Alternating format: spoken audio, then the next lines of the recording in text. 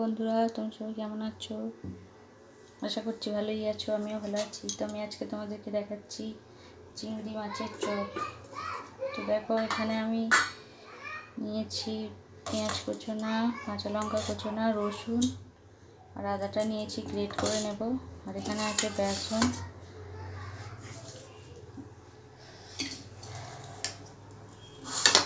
আর এখানে আমি চিংড়ি মাছগুলো নিয়ে নিলাম।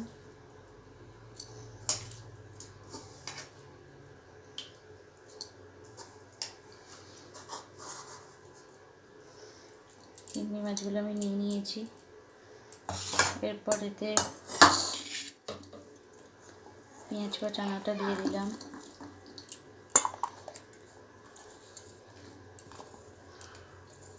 কাঁচা লঙ্কা কুচোনাটা দিয়ে দিলাম।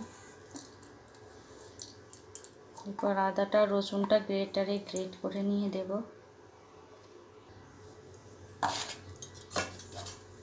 তো গ্রেটারের সাহায্যে এটা গ্রেট করে নিচ্ছি।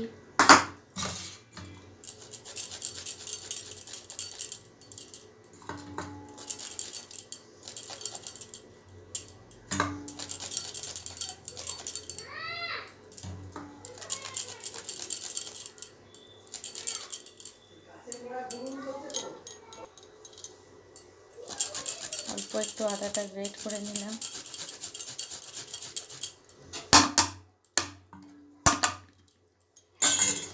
এরপরে আমি বেসনটা দিয়ে দিলাম।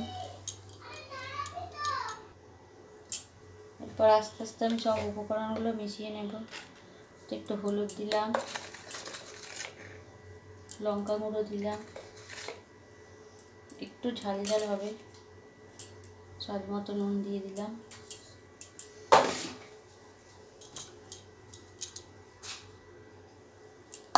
এবার আমি এটাকে ভালো করে মাখিয়ে নেব। প্রথমেই জল দেব না, আগে ভালো করে মাখিয়ে নেব।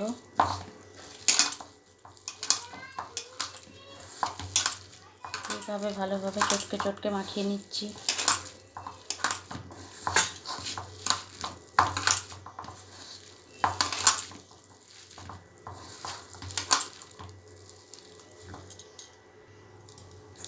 তো দেখো বন্ধুরা, খুব সুন্দরভাবে মাখানো হয়ে গেছে।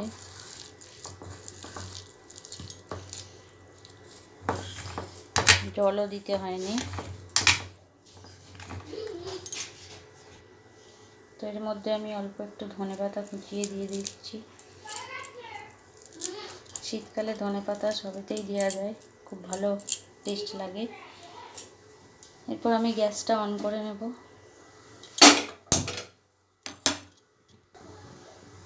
আমি গ্যাসটা অন করে কড়াইটা বসিয়ে দিয়েছি।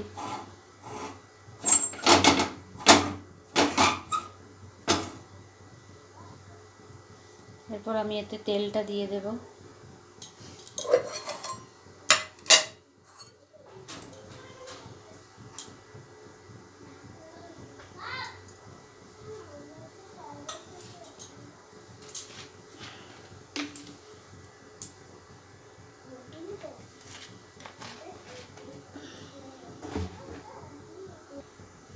তো তেলটা এবার গরম হয়ে গেছে, আমি একটা একটা করে এটা দিয়ে দেব।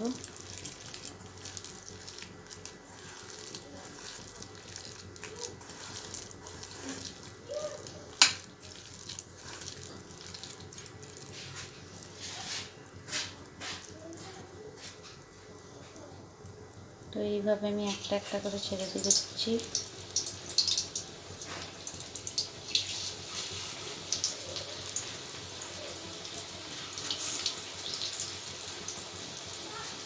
এটা খেতে খুব টেস্টি হয়। তোমরা সবাই একবার এইভাবে করে দেখতে পারো, এই একই পদ্ধতিতে। আর আমার রান্না কেমন লাগে তোমরা কমেন্টে কিন্তু জানাবে। গ্যাসটা একটু আস্তে করে দিচ্ছি।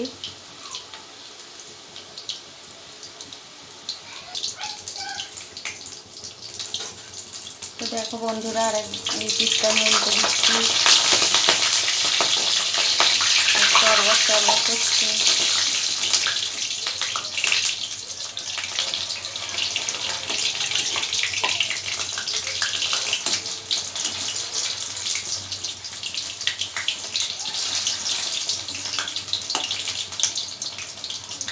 পিঠ উল্টে দিলাম।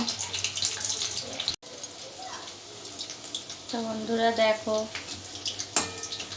এক পিঠ উল্টে দিয়েছিলাম, কত সুন্দর হয়েছে দেখতে। ধনেপাতাগুলোর জন্য বেশি সুন্দর লাগছে। তো এইভাবে একটু খুন্তি দিয়ে একটু চেপে দিলে ভিতরটা আর কাঁচা থাকবে না।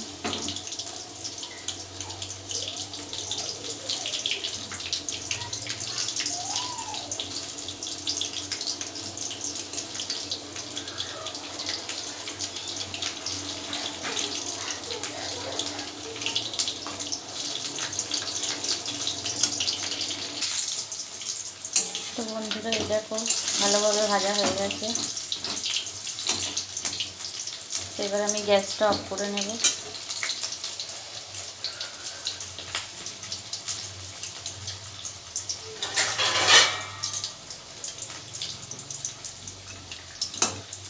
তো এবার আমি একটা একটা করে তুলে নিচ্ছি।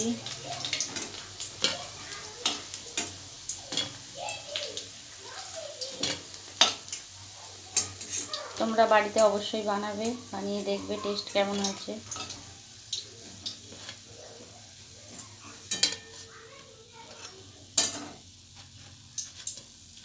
তো দেখো বন্ধুরা কেমন লাগছে।